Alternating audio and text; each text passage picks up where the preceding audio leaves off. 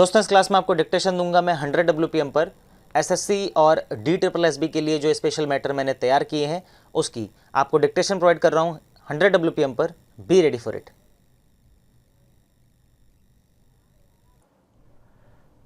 I have some concerns particularly about the National Commission for Indian System of Medicine Bill. We know that India is a land of ancient and diverse medicine systems, and while promoting the idea of healthy lifestyle where equal importance is given to physical and mental well-being, the Indian system of medicine actually manages to focus on the overall wellness of the person, unlike the Western system, which essentially treats specific symptoms to tackle diseases. And also, as we have heard from the minister, we have amalgamated the profound influences of medicinal geniuses from other civilizations, such as from Germany, which developed homeopathy, or those from Greece, which has devised thought-provoking techniques that added immense value to the field of Unani medicine. Now, Ayush is doing what it can, but the preventive and curative measures prescribed by our Indian systems, which have originated in the Vedic period, are inspired by nature and have been prescribed by celebrated authorities of our centuries, are still practiced in the homes of our country. Coupled with the use of plant products, as they have a medicinal basis and a history of stories of remarkable results, the popularity of these systems all over the country makes the responsibility of the government to pass a good bill all the more important. Now, we know the government created a Department of Indian Systems of Medicine and Homeopathy in 1995, but our concerns about this go back well before that. The abundant potential that Indian medical systems have to offer at a time of COVID-19, the pandemic, and all the stresses and strains on the healthcare systems of our country means that this issue is all the more important. This is why I am concerned, Mr. Speaker, that there are 8 deficiencies. Because of the time factor, I am trying to be brief. There are 8 issues I would like very much the Honorable Minister to take a good look at. Para 1. The bill seeks to fortify and regulate the existing medical education system so that it is capable of churning out high quality medical professionals. It has prescribed, as he mentioned, an effective grievance redressal mechanism, periodic assessment, and so on, but it has ignored many other recommendations of the Standing Committee in its report on the bill, which I think is a sad reflection on the government's penchant to bypass parliamentary institutions and processes. First, sir, yoga and naturopathy have been excluded. We know the government is rightly proud of its role in popularizing yoga internationally with the United Nations International Yoga Day and so on. Naturopathy is also very well known and practiced in our country as a drugless treatment of disease by applying the simple laws of nature to people's wellness. But this commission, which is supposed to represent an all-encompassing, varied body in overseeing all the Indian systems of medicine, arbitrarily excludes both yoga and naturopathy.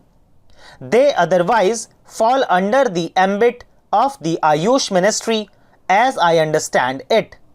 The Standing Committee recommended creating a board of yoga and naturopathy to provide representation to these two important fields.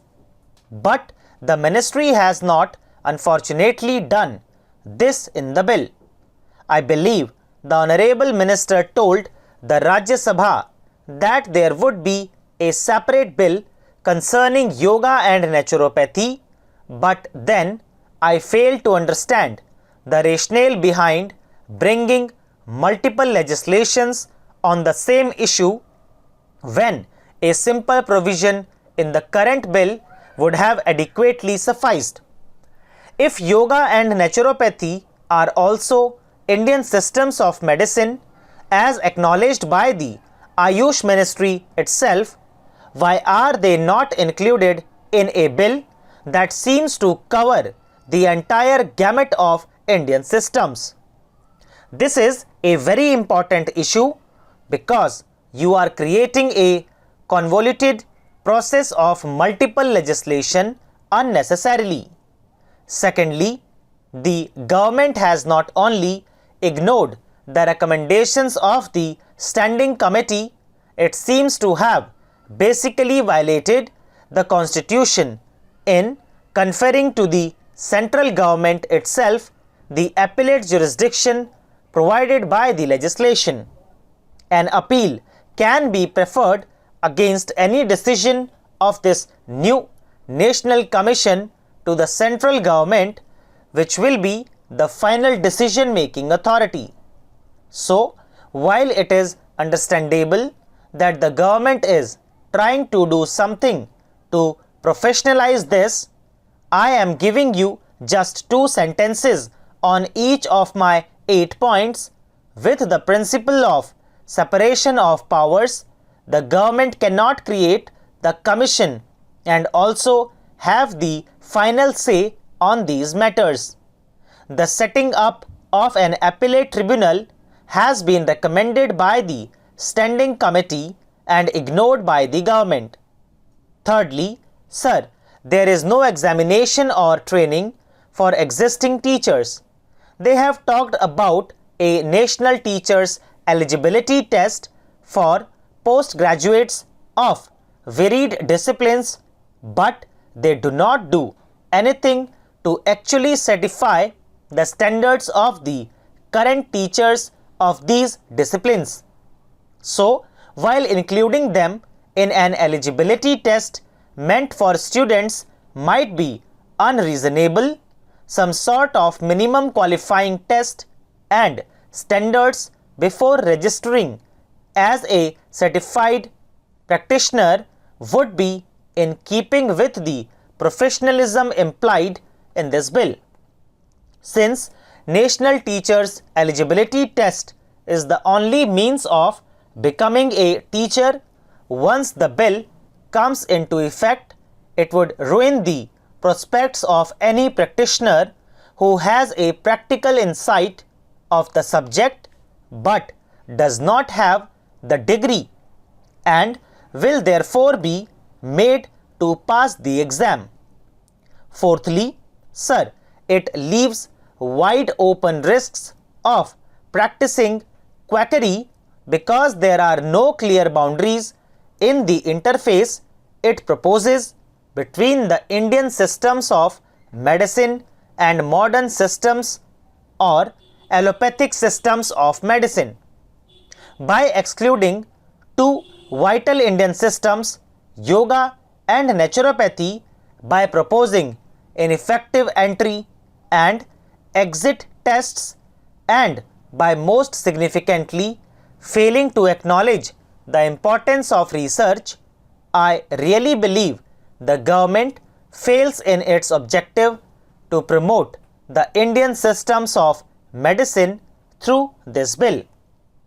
It really should take these suggestions into account, broaden the scope of consultation, and give us an opportunity to transform this sector and make it truly world class for the 21st century. Stop. दोस्तों इसी के साथ ये dictation finish होती है। पूरी उम्मीद है आप लोगों ने बहुत अच्छे से इसे किया होगा। 80 WPM की डिक्टेशन पहले ही प्रोवाइड कर चुका हूँ। मेहनत अच्छे से कीजिए। 100 WPM की डिक्टेशन है। जितना ज़्यादा मेहनत करेंगे ऐसे मैटर्स पे उतना ज़्यादा इंप्रूवमेंट आपकी शॉर्टहैंड में होगा। आपसे मुलाकात करता हूँ अगली क्लास में अगली ट्रांसक्रिप्शन के साथ। तब तक के लिए बाय बाय, टेक केयर।